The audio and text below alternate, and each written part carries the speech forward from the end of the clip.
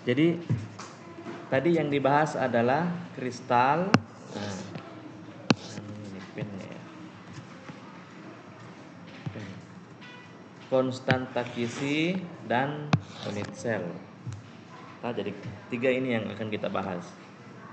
Jadi capaian pembelajarannya kalian mampu memahami tentang kristal, mampu memahami ini konstanta kisi, dan mampu memahami ini tentang unit sel, sel satuan. Kita mampu menghitung jumlah atom, menghitung volume, faktor tumpukan kristal logam, seperti jenis kubus pemusatan ruang, kubus pemutasan sisi, dan heksagonal tumpukan padat. Nah, berbicara tentang zat padat, sifat umum itu zat padat apa? Nah, dia biasanya kan tidak berubah bentuk, lah. Yang berubah bentuk itu ya cairan dengan gas mengikuti wadahnya. Dia juga tidak berubah volume. Nah, jika dipindahkan satu ya semuanya ikut berpindah. Ya kalau saya pindahkan pulpen ya tidak ada dibilang kepalanya yang pindah, ekornya tidak. Volumenya tidak berkurang jika ditekan. Kalaupun ada yang bisa berkurang berubah bentuknya tapi kan volumenya tidak berkurang toh. Nah, kenapa? Karena bisa seperti itu zat padat. Itu karena ada kekuatan gaya atraksi partikel. Nah, seperti itu. Lihat ini. Kalau gas ini kan banyak sekali sela-selanya. Nah, ini agak rapat lah sedikit, tetapi ini yang paling rapat, padat. Nah, partikel-partikel penyusunnya antara ini memiliki kekuatan gaya atraksi partikel sehingga dia memiliki sifat seperti ini. Gara-gara gaya atraksi partikelnya itu. Nah, bagaimana partikel-partikel itu menyusun zat padat sehingga susunannya bersifat kaku dan gaya atraksinya begitu kuat? Ya, kita ubah gas menjadi liquid menjadi padat, sehingga partikelnya menjadi lebih rapat, sehingga memiliki sifat zat padat yang di atas ini. Nah,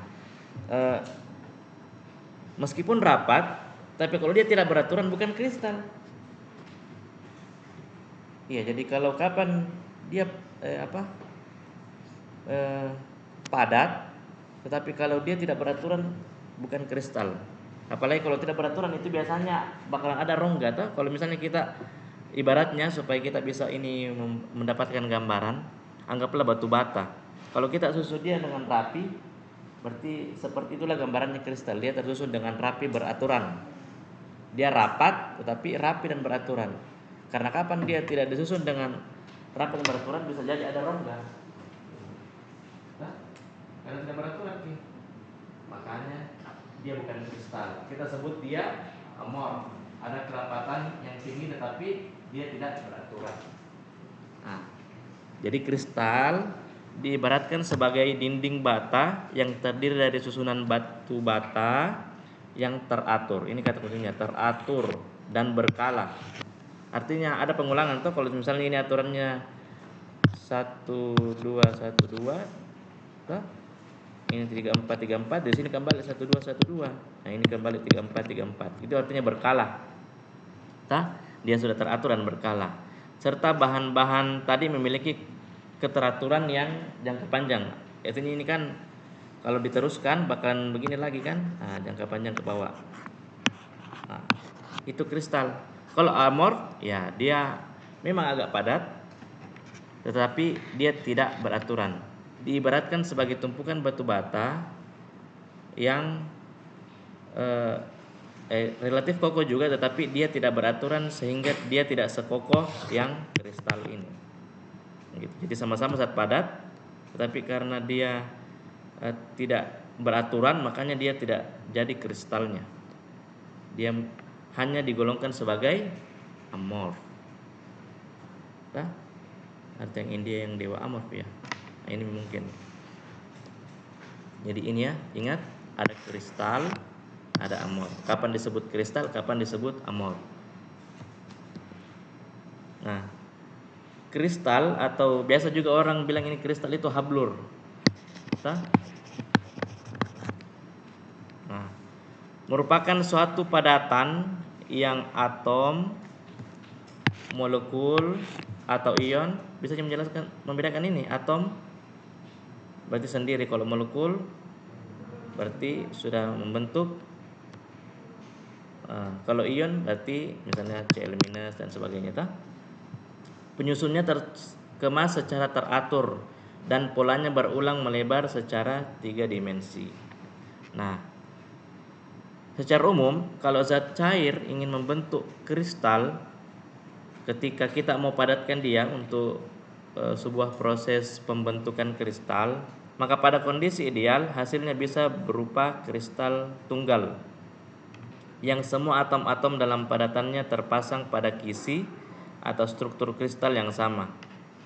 Nah, secara umum kebanyakan kristal terbentuk secara simultan sehingga menghasilkan padatan polikristalin. Nah, ada tadi yang bertanya tentang kristal es. Ya, kalau kita menggunakan alat bantuan untuk melihat ini, kita bisa melihat bahwa gambar kristal es itu seperti ini.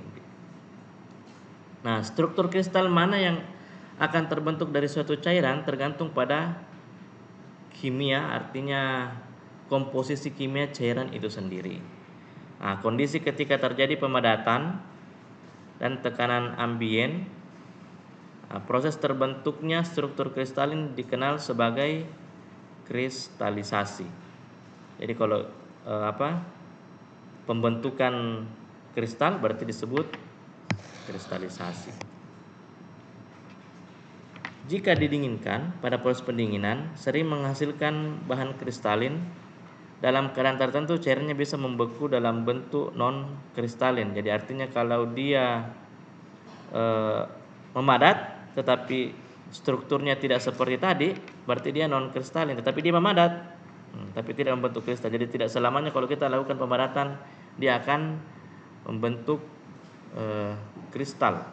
Bisa jadi dia berantakan susunannya sehingga dia tidak dikatakan sebagai kristal.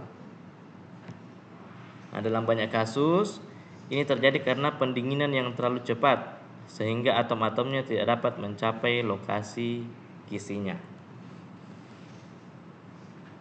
Nah, meskipun istilah kristal memiliki makna yang sudah ditentukan dalam ilmu material dan fisika padat, jadi dalam ilmu material dan fisika padat ini dipelajari tentang istilah kristal ya. Jadi kristal itu merujuk pada benda padat yang menunjukkan bentuk geometri tertentu. Jadi ada bentuk geometri tertentunya dan kerap, artinya enak dilihat karena dia beraturan. Nah, sedap dipandang mata. Berbagai bentuk kristal tersebut dapat ditemukan di alam. Bentuk-bentuk kristal ini bergantung pada jenis ikatan molekulernya, misalnya ini NaCl, antara atom untuk menentukan strukturnya dan juga keadaan terciptanya kristal tersebut.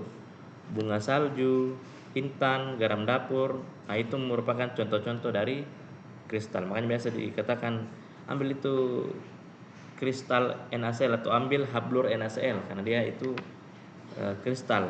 Nah, kalau kita lihat itu strukturnya, dia itu sedap dipandang mata karena beraturan. Dia memiliki ikatan yang kuat. Jadi kekuatan yang besar interaksi antar molekulnya. Nah, bahan non kristalin. Ingat tadi kristal beraturan tak? Nah, kalau amorf ya tidak beraturan kayak begini. Jadi kapan dia terbentuk seperti ini? Dia akan disebut sebagai amorf. Kalau dia beraturan maka dia kristal. Suatu bahan non kristalin biasa disebut bahan amorf atau seperti gelas. Walaupun terkadang bahan seperti ini juga disebut sebagai padatan amorf, meskipun ada perbedaan jelas antara padatan dan gelas. Proses pembentukan gelas tidak melepaskan kalor lebur jenis. Kalor lebur, peleburannya. Ya, jadi Dia tidak melepaskan itu kalau lebur jenis. Karena alasan ini banyak ilmuwan yang menganggap bahan gelas sebagai cairan, bukan padatan. Nah, contohnya misalnya material silikon oksida, dia bisa jadi kalau dalam prosesnya sempurna kristalisasinya bisa jadi terbentuk kristal. Tetapi kalau dalam prosesnya gagal, ya dia tidak jadi kristal, tapi dia amorf. Ya. Seperti pada saat terjadi proses solidifikasi, pemadatan ya. Solid itu kan padat. Nah, solidifikasi itu pemadatan. Jadi pemadatan atom-atom akan menempatkan diri mereka sendiri ke dalam pengulangan pola 3 dimensi. Dimana, jadi bayangkan ini 3 dimensi ya. Di mana masing-masing atom terikat dengan atom tetangga yang letaknya sangat dekat. Nah, bayangkan ini ada 3 dimensi. Di mana ya tadi pengertiannya kristal dia beraturan toh. Nah, ini berulang ke sini, ini berulang ke sini. Kalau ini ya pokoknya dia memang saling bertemu tetapi dia tidak beraturan, makanya dia amorf. Itu yang non kristalin. Nah, penggolongan kristal.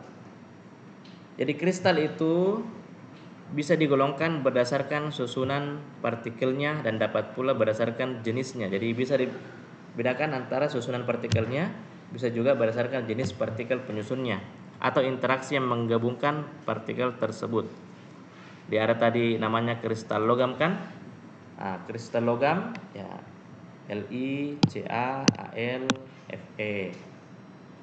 Kemudian ada kristal ionik, Na plus ketemu Cl min. Ionik tuh 1 plus 1 minus berikatan. Nah, bentuk dia struktur kristal. Kemudian ada molekular ya. Jadi dia contohnya air, kemudian jadi argon, xenon, klor dan karbon dioksida. Kemudian ada kovalen. Contoh misalnya intan ya pokoknya C berikatan tapi beraturan tak? Kemudian ada Si dan ada SiO2. Itu contohnya jenis-jenis kristal. Jadi ada 4 ya, ada logam, ada ionik, ada molekular, kovalen. Sama dengan tadi kan? Nah, untuk kristal logam, kristal dengan kias yang terdiri atas atom logam yang terikat melalui ikatan logam. Atom logam, jadi kalau misalnya kristal dengan kisi, ini dia kata kuncinya, terdiri atas atom logam yang terikat. Jadi logam yang terikat melalui namanya ikatan logam. Nah, berarti kalau dia membentuk suatu susunan yang beraturan, berarti dia adalah kristal logam. Atom logam merupakan atom yang memiliki energi ionisasi kecil, sehingga elektron valensinya mudah lepas dan menyebabkan atom membentuk kation. Bila dua atom logam saling mendekat, maka akan terjadi tumpang tindih antara orbital-orbitalnya sehingga membentuk suatu orbital molekul. Nah, semakin banyak atom logam yang saling berinteraksi, maka akan semakin banyak terjadi tumpang tindih orbital sehingga membentuk suatu orbital molekul yang baru. Terjadinya tumpang tindih orbital yang berulang-ulang menyebabkan elektron-elektron pada kulit terluar setiap atom dipengaruhi oleh atom lain sehingga dapat bergerak bebas di dalam kisi. Jadi ini suatu proses di mana terbentuknya suatu kristal logam dari logam-logam yang ada, dari interaksi logam-logam yang ada yang bertemu kemudian saling berikatan dengan beraturan. Ada lagi kristal ionik tadi terbentuk karena adanya gaya tarik antara muatan positif dan negatif. Nah, jadi ada yang Na, ada yang Cl. Nah, Cl ini berikatan lagi dengan Na ini berikatan Cl ini berikatan Na, begitu terus. Jadi kuat dia karena saling berikatan terus satu sama lain. Nah, jadi bayangkan 3 dimensinya itu seperti ini.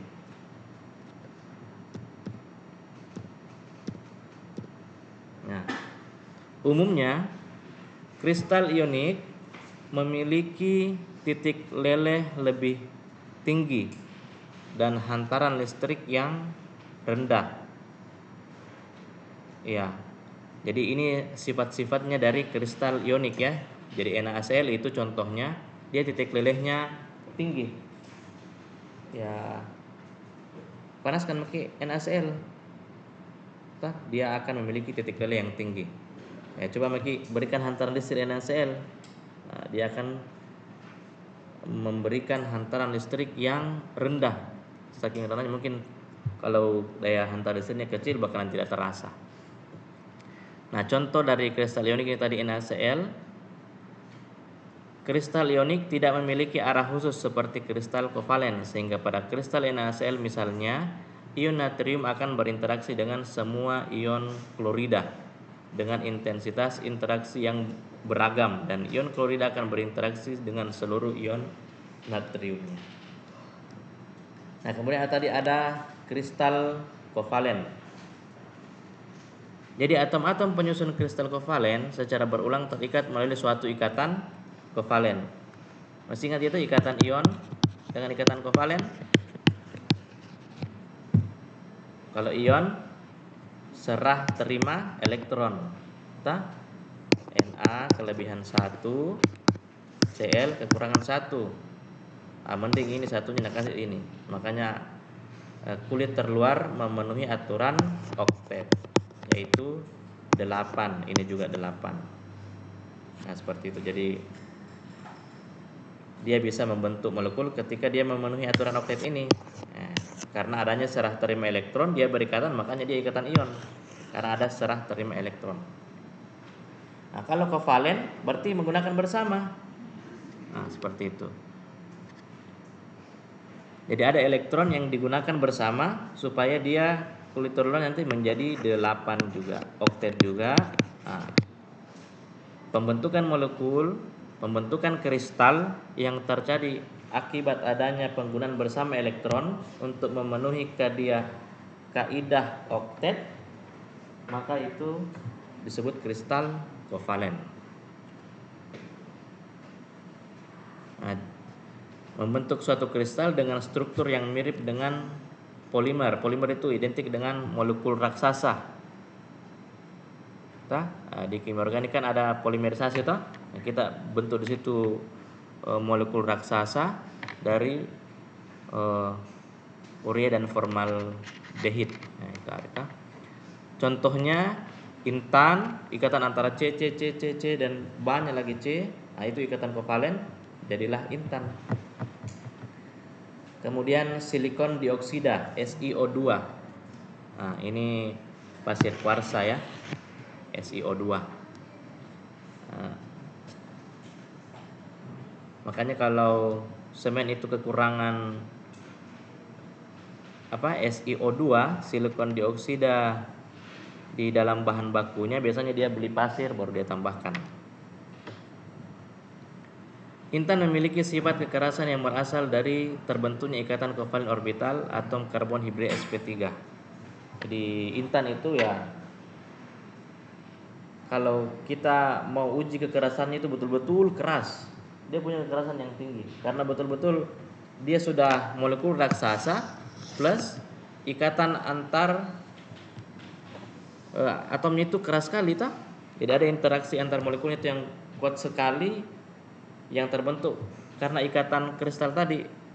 Kristal tadi yang teratur itu. Makanya dia keras sekali. Nah, berikutnya ada kristal molekular. Jadi kristal molekular ini ya pada umumnya kristal terbentuk dari suatu jenis ikatan kimia antar atom atau ion. Tapi pada kasus kristal molekular ini, kristal itu terbentuk tanpa bantuan ikatan tetapi melalui interaksi lemah antara molekulnya. Misalnya kristal iodin. Jadi antara molekulnya iodin. Seperti itu. Jadi antara iod dengan iod ketemu membentuk iodin. Nah, ketika dia menjadi kristal, nah seperti itulah gambaran untuk kristal molekular. Interaksi antara molekulnya. Dari molekul itu sendiri, iot dan saling ini ya, membentuk suatu struktur yang beraturan, jadilah kristal molekular. Nah, kalau berbicara itu tadi berbicara tentang kristalnya. Nah, jadi ingat, tidak semua itu ketika kita memadatkan sesuatu bakal jadi kristal. Kapan dia kristal? Kalau beraturan. Kalau dia tidak beraturan berarti dia amor. Nah, meskipun sama-sama memiliki apa ya di sini tadi? Gaya atraksi partikel yang besar. Tetapi kekuatan gaya atraksi partikel lebih kuat kristal dibanding amor. Amor kan ini lebih mudah hancur dibanding kristal. Tahu, bayangkan lagi, yang mana lebih mudah kita pukul, ini atau ini? Atau dengan kekuatan yang sama misalnya, ya otomatis itu lebih gampang hancur daripada ini kan? Nah, seperti itu gambarannya. Nah, jadi ada namanya kristal, ada non kristal. Bisa jadi sama-sama SiO2 tetapi karena proses pembentukannya satu beraturan satu tidak, ya bisa jadi tidak terbentuk kristal tapi terbentuk amor. Nah, sekarang struktur kristal.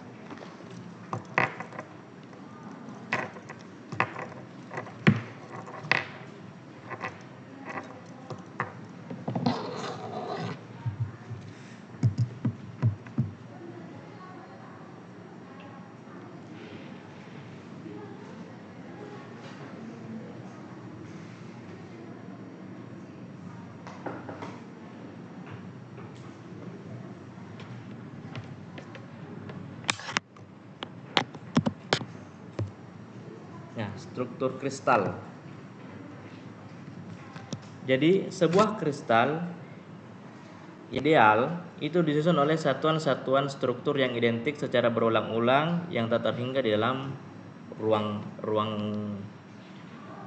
molekulnya ya. Semua struktur kristal dapat digambarkan atau dijelaskan dalam istilah kisi dan basis. Nah, yang ditempelkan pada setiap kisi. Nah, jadi kisi itu sebuah susunan titik yang teratur dan periodik di dalam ruang. Sedangkan basisnya itu sekumpulan atom-atom. Jadi jumlah atom dalam sebuah basis itu satu buah atom atau lebih. Jadi struktur kristal itu sama dengan kisi plus basis. Jadi ada dua ya. Kalau kita bahas tentang kristal berarti ada kisinya, ada basisnya. Nah, yang seperti ini tadi kisi titik-titiknya itu. Nah, jadi contoh misalnya jarak antar kisi dalam arah sumbu X. Nah, ini dia titiknya, jarak antar titik ini. Kemudian jarak antar titik kisi, ya ini kisinya ya. Nah, yang titik itu.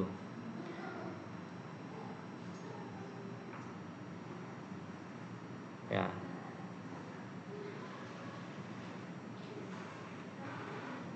Kemudian ini titik kisinya ya. Yang ini ya seperti itu. Nah, basisnya itu adalah yang ininya, jarak antar ininya, apa istilahnya? Kalau kita menggambar sebuah lingkaran-lingkaran misalnya, kan antara titik satu dengan titik lainnya kan ada di situ jarak ya. Itu basisnya. Nah, seperti itu. Jadi jarak dari titik yang satu ke titik yang lain ya bisa boleh sama atau berbeda ataupun memiliki kemiripan atau mendekati ya, nilainya hampir sama. Nah, kalau jarak dari satu titik ke titik lain itu sama, dalam kisi dua dimensi akan berbentuk bujur sangkar. Jika berbeda akan berbentuk persegi panjang. Ya. Jadi ada apa tadi? Kisi dan basis.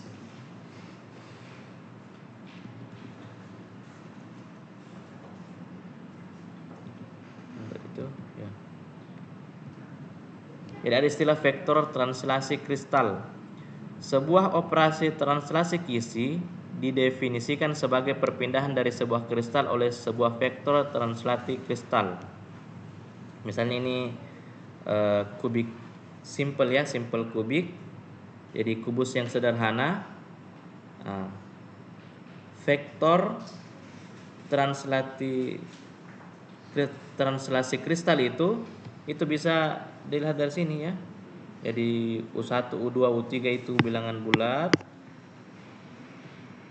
Ya, kemudian vektor A yang pertama, kemudian yang kedua dengan yang ketiga. Nah, seperti itu. Dengan demikian kita bisa menghitung vektor translasi kristal. Jadi rumusnya ini. Nah, jadi kadang ada soal dengan gambaran seperti ini. Nah, ini bakalan diketahui. U-nya merupakan bilangan bulat diberikan. Nah, terus tentukan vektor translasi kristal. Biasanya rumusnya pun dikasih ini. Jadi setidaknya Anda sisa menghitung toh. Setidaknya Anda tahu bagaimana vektor translasi kristal itu keluar angkanya. Itu dari rumus ini. Nah, tipe kisi kristal itu ada 2 dimensi, ada 3 dimensi. Nah, 2 dimensi lagi dibagi 5 macam.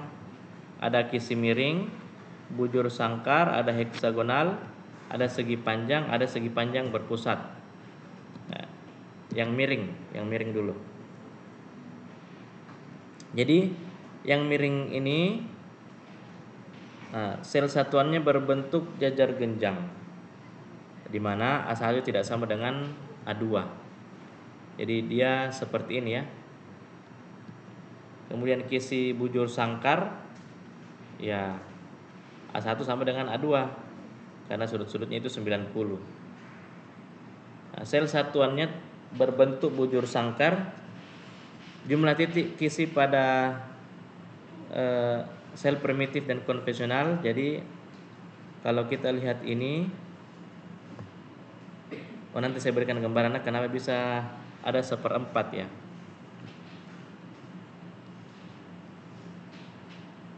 Ini ya. Kalau kita ingin mengambil bujur sangkar kan begini kan. Nah, ini kan 1/4 nilainya semua toh. Ini 1/4. Ini juga 1/4. Ini 1/4. Ini 1/4. 4 kali 1/4 itu menjadi 1 buah. Tah? Jumlah titik kisi pada kisi bujur sangkar. Nah, seperti itu. Karena nanti kalau bujur sangkar berikutnya lagi ya 1 buah lagi, karena ambil lagi 1/4 di sini. 1/4. Di atasnya lagi ambil lagi 1/4 di sini. Di atasnya lagi ambil lagi 1/4 di sini. Intinya dalam bujur sangkar kisi bujur sangkar sel satuannya itu jumlah titik kisinya itu 1 buah. Nah, jangan dibilang 4 buah karena 1/4-nya mau diambil di atas, 1/4-nya mau diambil di sini, 1/4-nya lagi mau diambil di kanannya. Jadinya dia bagi 4 ini. Ini juga bagi 4, ini bagi 4, bagi 4. Jadi kalau satu bujur sangkar berarti 4 kali 1/4, makanya 1 buah. Nah, sama dengan ini ya. Ya, berikutnya ada kisi segi panjang ya. Bayangkan bagaimana segi panjang kan tadi kalau ini kan bujur sangkar. Nah, kalau ini segi panjang. Nah, berapa jumlah titik kisinya? Ya sama ya, 4 kali 1/4. Kemudian ada kisi heksagonal. Heksagonal bayangannya seperti ini. Nah, sel satuannya berbentuk bulat ketupat. Nah, jadi kalau kita lihat yang untuk melihat yang ini ya, heksagonal yang ininya, itu kan di sini masing-masing dibagi berapa ini ya jadinya? Ya, 4 dikali 1/4 jadinya 1 buah. Tapi kalau konvensional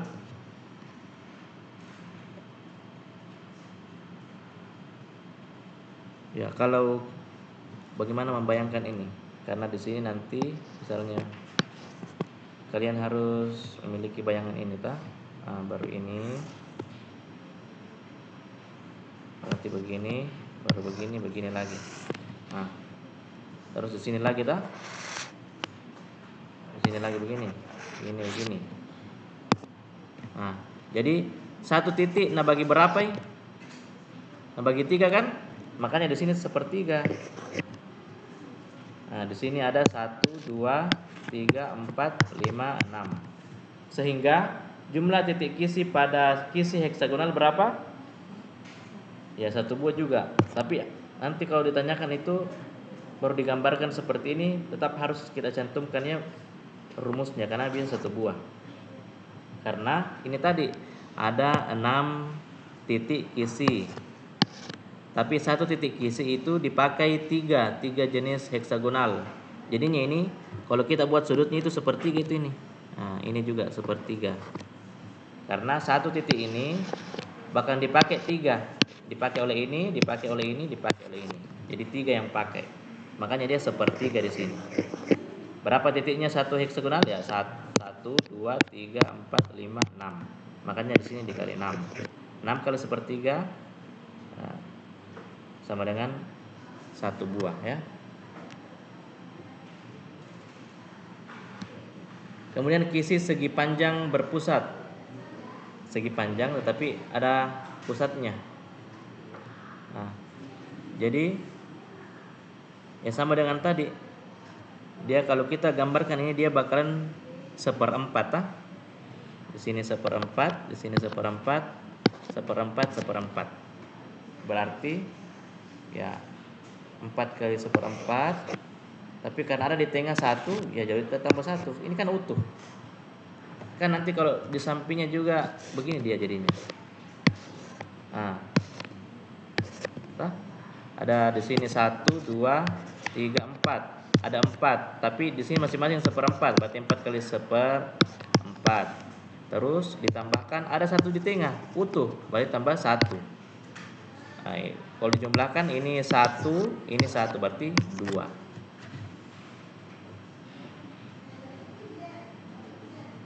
Bisa ada bayangan? Jadi pertanyaannya nanti berapa jumlah titik kisi pada kisi miring, bujur sangkar, heksagonal, segi panjang, berpusat. Bayangkan bagi masing-masing gambarnya ini. Baru hitung kasih keluar ke hitungan ini. Karena bisa dapat 1/4, karena bisa dapat 4. Jangan langsung hasilnya ini, harus ada ininya. Karena untuk memberi supaya kalian membayangkan. Ya lebih bagus digambar kita gambar di kertas cakaran, atau lebih bagus langsung kita gambar di kertas jawaban kalau memang ada pertanyaan seperti ini gambar di kertas jawaban baru kita bayangkan oh ternyata ini 1/4 di sini. Di sini 1/4, sini 1/4, sini 1/4 dan sebagainya Di sini 1/3, nah 1/3. Ya. Kenapa ya?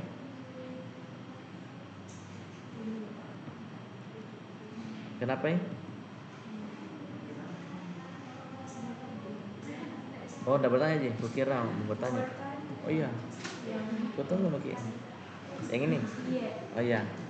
6 dikali 1/3 kan 2 tambah 1. Berarti harus dihapus dulu di ini di. Nah, maka oke.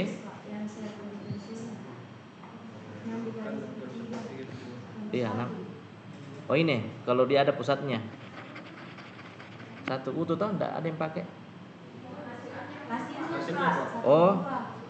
Iya, di sini 2 di sini berarti 6 bagi berapa di sini? 2 ya? 6 dibagi 3 kan Di sini 2 tambah 1, ini 3. Dia mau diganti jadi 3 ya. Ini harusnya 3.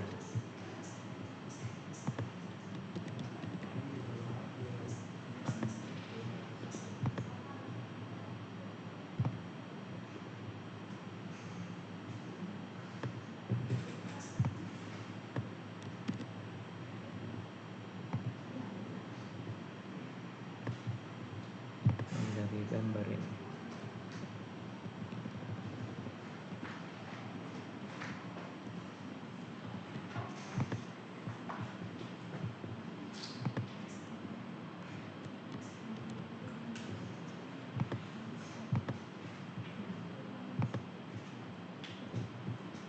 Ya, jam berapa ini? Jam 9:11.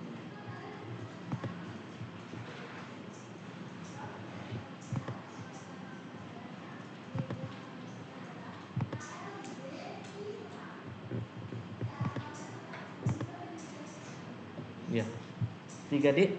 Iya. Tapi dia tahu dari mana dapat 3 toh? Iya.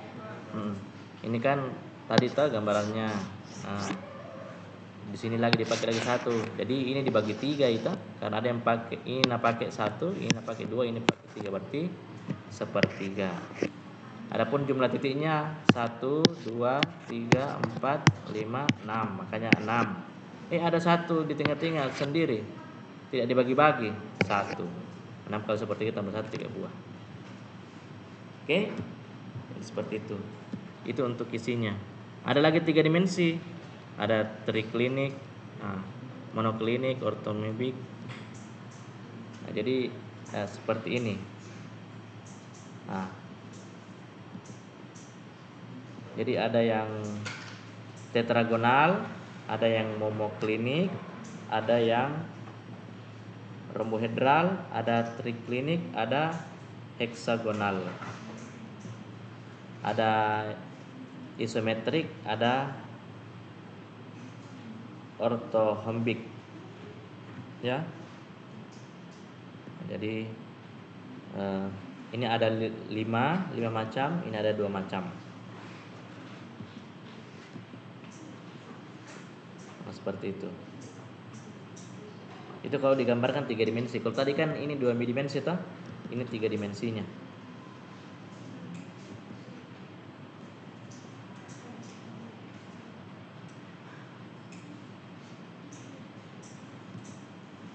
Nah, kemudian unit sel. Susunan atomik dalam kristal zat padat mengindikasikan bahwa sedikit kelompok atom berbentuk sebuah pola pengulangan. Oleh karena itu, dalam menggambarkan, kalau kita gambar itu struktur kristalnya, maka terkadang lebih mudah untuk membagi struktur tersebut ke dalam entitas pengulangan kecil yang disebut sebagai unit sel. Toh, tidak usah digambar semua, cukup kita lakukan entitas pengulangan kecil unit sel tersebut. Ya, contoh semisalnya yang seperti ini, ya kita gambarkan kubik seperti ini karena kan kalau kita 3 dimensi kan ya jadinya kan begini kan. Nah, kalau ini berarti ini dulu 4. Ini ada 4, kemudian masing-masing di di sisinya itu ada 1. Makanya muncullah ini di dindingnya ya. Nah, ini unit sel. Ada lagi yang seperti ini. Kalau ini 4 jadi membentuk kubus tapi ada 1 di tengah, makanya digambar tengah 1 begini. Jadi itu unit selnya ceritanya. Menggambarkan secara sederhananya itu unit selnya. Ya. Jadi seperti itu. Jadi 1 sel unit adalah susunan spasial atom-atom yang mengekor secara 3 dimensi untuk menggambarkan kristalnya. Artinya kan sebenarnya kristal banyak, masa digambar semua? Cukup yang mewakili. Artinya kalau dia bentuknya seperti ini berarti di atasnya juga nanti bakalan seperti itu juga. Nah, seperti itu. Di sampingnya juga begitu juga, di kiri, kanan, atas, bawah. Sama juga seperti ini. Nah, berarti nanti di sini begitu juga nanti kan. Nah,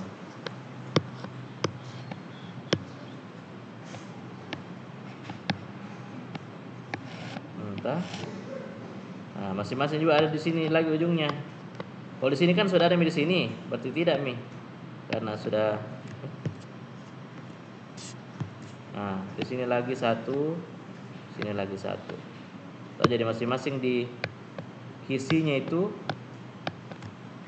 ya, di dindingnya itu ada sel satuan. Seperti itu menggambarkannya. Kalau ini berarti nanti ada juga lagi seperti itu di samping kiri, kanan, depan, belakang, atas, bawah. Tah? Apakah nanti begitu lagi? Nah, berarti ini bakalan ada juga di sini. Kalau di kiri ini kan sudah ada ini. Nah, sama di tengahnya ada juga. Itu artinya begitu pengulangannya. Nah, untuk menggambarkan secara sederhana ya begini cara menggambarkannya, toh. Jadi 3 jenis unit sel untuk sistem kristal yang kubik. Jadi kubik saja itu ada 3 sistemnya. Ada yang begini saja, kubik sederhana namanya. Ada yang pusat bidang muka, jadi mukanya itu anggaplah dindingnya tuh ini tuh anggaplah ini rubus. Jadi ada masing-masing di sudut itu satu-satu titiknya, tapi di tengah-tengah itu ada juga satu bulatan, satu bulatan, satu bulatan. Nah, kalau yang untuk kubit pusang ruat badan berarti masing-masing ada titik 4, 8, tambah ada lagi satu tengah. Nah, nanti dikasih berdekatan nih itu untuk kubik pusat ruang badan. Jadi begitu menggambarkannya. Nah,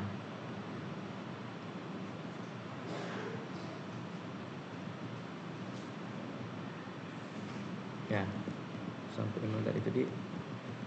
Oh ini nih.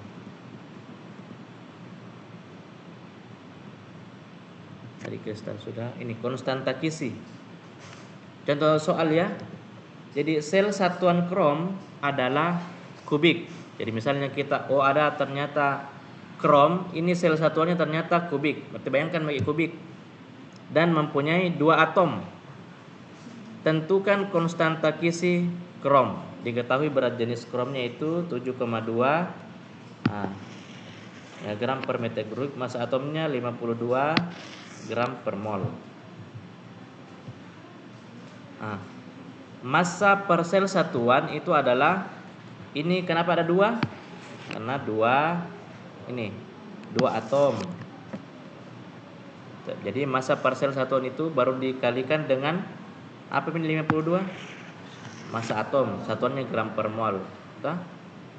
Dikali 0,602 kali 10 pangkat 24. Jadi ini apa ini? Bilangan Avogadro 10 pangkat 23. Jadi 1 mol ada 6,02 kali 10 pangkat 23 satuan. Nah, ini dikalikan sehingga jadinya sisa ini 172,76 10 pangkat minus 24 gram. Seperti itu.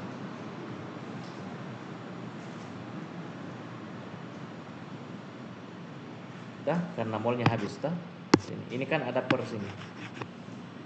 Itu untuk massa per sel satuannya. Terus cari volumenya. Volumenya bisa diketahui dari tadi berat jenisnya, kan ada berat jenisnya. Nah, jadi 7,2 jadi berat jenis dibagi dengan berat jenis dibagi dengan densitasnya.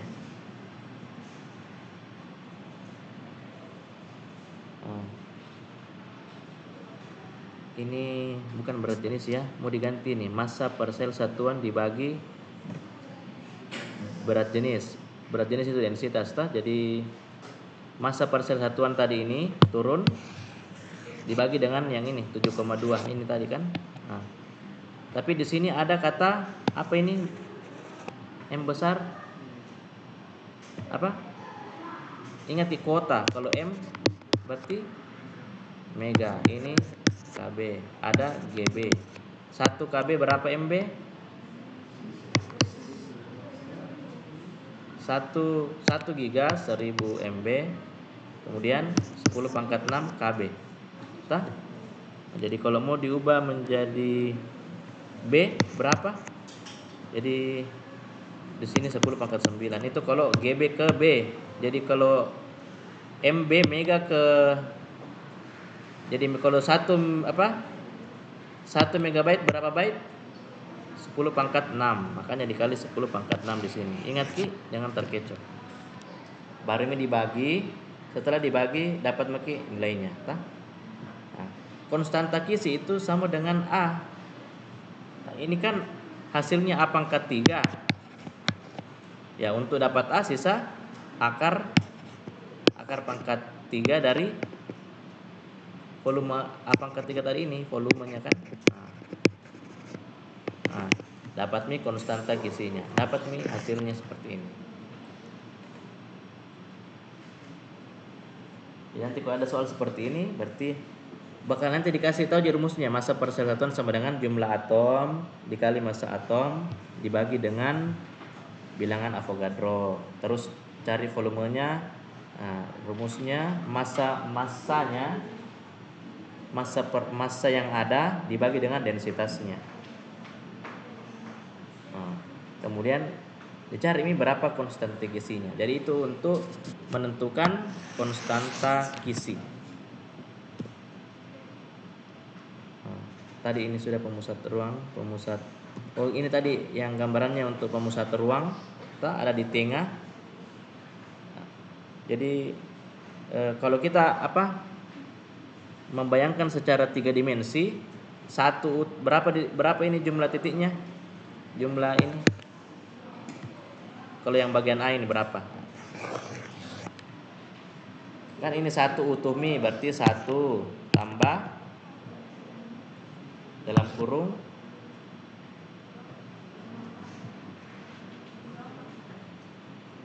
berapa? Kayak tadi Ji. Nah, plus 20 yang bisa tulis di papan. Kasih langsung plus 20 di ini. Yang level. Kayak tadi Ji. Berapa jumlah? Yang kayak tadi aku buat kayak tadi gambarannya. Berapa jumlah titik Kisinya? Kan tadi ada kisi, ada basis toh. Nah, kisinya itu kan titiknya toh. Berapa jumlah titik kisi itu? Berapa jumlah kisinya? Untuk molekul, misalnya ada molekul ya, kristal dengan gambar seperti ini. Mana tadi? Nah, berapa? Ya, kita mau naik. Oh, oke Ramah. Plus 20.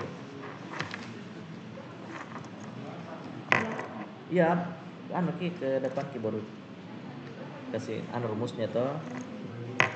Ada pulpen, spidol. Siapa? Ya. Plus 20 ini kalau benar. Tidak, Ji. Kalau ini kan melempar gitu. Beda kalau misalnya ditunjuk nama ini ya. Kalau melemparkan plus berarti tidak.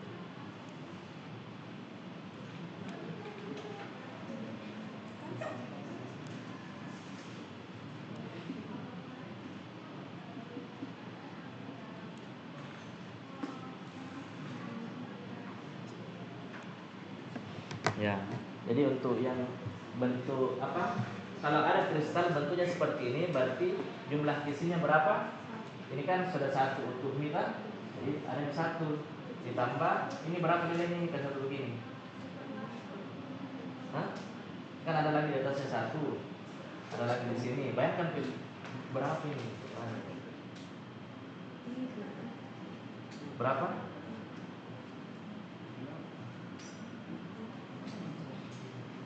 Ada? Ini salah atau benar? Ya, siapa yang mau ingatkan? Kan ini tadi bentuknya kan bentuk untuk kubus. Satu kubus ini yang untuk dapat kristal begini itu berapa jumlah ininya? Itu namanya sel satuan. Jadi 1 sel satuan untuk kristal yang berbentuk begini berapa isinya? Ya, nanti bisa jadi berapa kisi. Nah, untuk kristal yang berbentuk itu, kemudian ada kristal yang bulat apa? Ada bukan di tengahnya tetapi di dindingnya apa? Di dinding masing-masing. Berapa? Jadi berapa nilai ini yang saat ini? Berapa? Ini kan ada di sini saat begini lagi tuh 1, 2, 4 di bawah 4 berarti 8 kan? 1/8. Tapi dia ada berapa? 1, 2, 3, 4, 5 kan di belakang ada toh? Bayangkan di belakang ada 8. Berarti kan ada yang 1 di tengah tuh 1 tambah 8 kali nilainya 1 begini itu berapa? 1/8. Berarti 2 kan? Kalau yang memiliki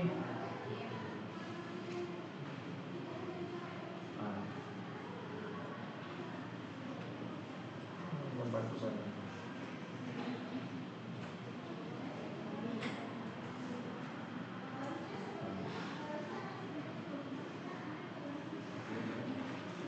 Jadi ada di sini bulatannya masing-masing.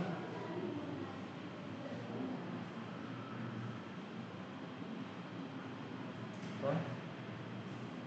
Tapi di tengah-tengah itu ada lagi masing-masing 1.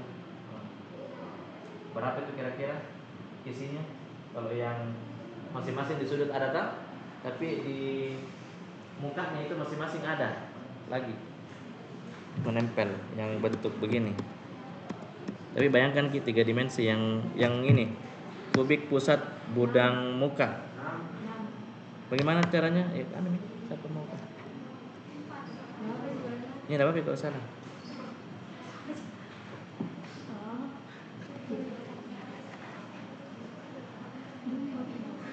Jadi di tengah tidak ada toh, tidak ada tengah tidak ada yang utuh di sini, tidak ada 1. Semua terpecah semua kan? Iya.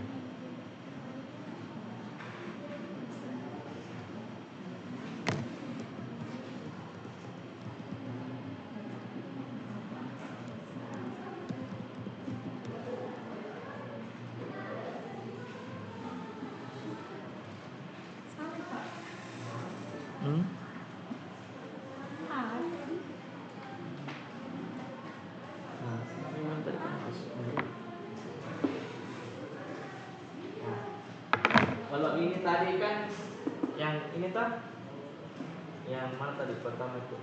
Di sini tadi berapa ya? Jumlahnya tadi ini 2. Ini tadi tidak ada satunya di tengah, berarti dikurangi 1. Nanti 1 jumlah isinya toh dalam satu sel satuan. Kalau ini yang ini betul.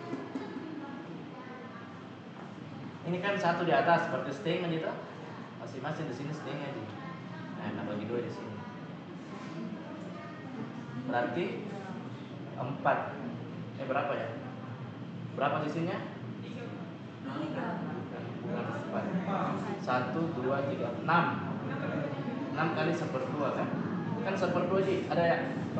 Ini dipakai untuk ini, tapi ada juga nanti yang pakai setelahnya sini itu 1. Itu jadi atas, kiri, kanan, atas, bawah jadi 6. Masing-masing 1/2 aja. Nah, ditambah ini tadi sama dengan tadi. Ini 1/8. Jumlahnya berapa jumlahnya? 8 kan? Nah, berapa jadinya? 6 bagi 2? 4. Jadi paling pertanyaan nanti berapa jumlah isi pada kristal simple body center dan faces center. Nanti supaya mudah saya kasih gambarnya supaya nanti tidak tahu yang mana di simple, yang mana body center, yang mana face center. Jadi harus memang ini kayak berkhayal. Jadi itu namanya sel satuan. Untuk menggambarkan sel satuan seperti itu, ada sel satuan tipe ini dan sebagainya. Berapa nih? 9.30. Oh iya. Oke, sudah 9.30.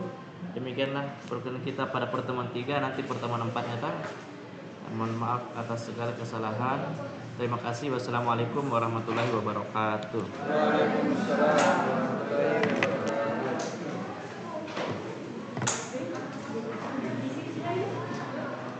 Di sini guys. Oh iya, tergantung kalau iya, kalau yang nanti sesuai jadwal ini memang tuh, jadi memang kita jangan bahas toh. Ya sama-sama. Ya.